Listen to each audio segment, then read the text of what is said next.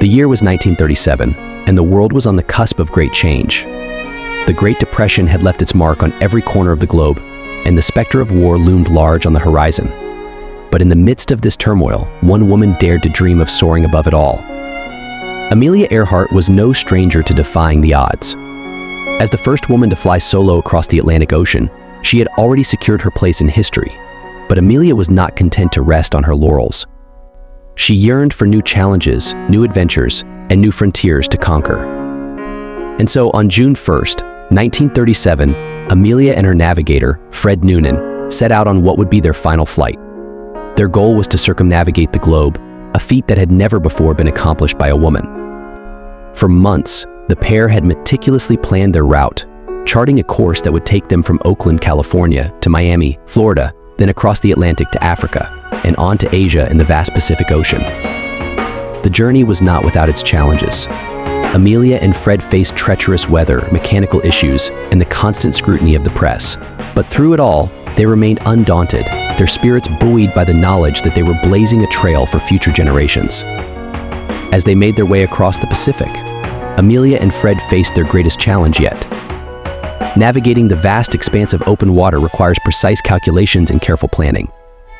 But as they approached their final destination, Howland Island, a tiny speck in the middle of the Pacific, they found themselves off course. Despite their best efforts, they were unable to locate the island. Radio contact with the ground crew was sporadic, and the static made it difficult to hear their instructions. Amelia and Fred circled the area for hours, growing increasingly desperate. As the sun began to set, they made the fateful decision to continue on, hoping to find another island where they could refuel and regroup. But the fuel gauge was steadily dropping, and they knew that time was running out.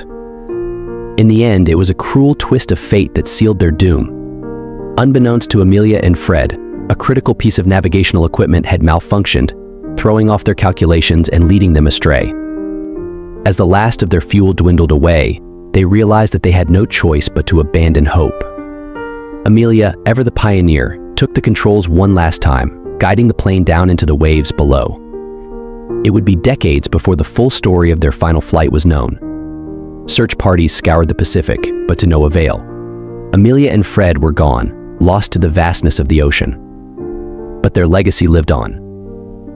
Amelia Earhart's courage and determination inspired generations of women to take to the skies and pursue their dreams. She became a symbol of freedom, a beacon of hope in a world that was all too often dark and oppressive. Today, her memory lives on in the hearts and minds of all those who dare to dream. Her final flight may have ended in tragedy, but her spirit soars on, a testament to the power of courage, determination, and the human spirit. In the end, Amelia Earhart's story is not one of failure but of triumph. For in her quest to conquer the skies, she showed us all that the impossible is within reach, and that the boundaries of our dreams are limited only by our imaginations.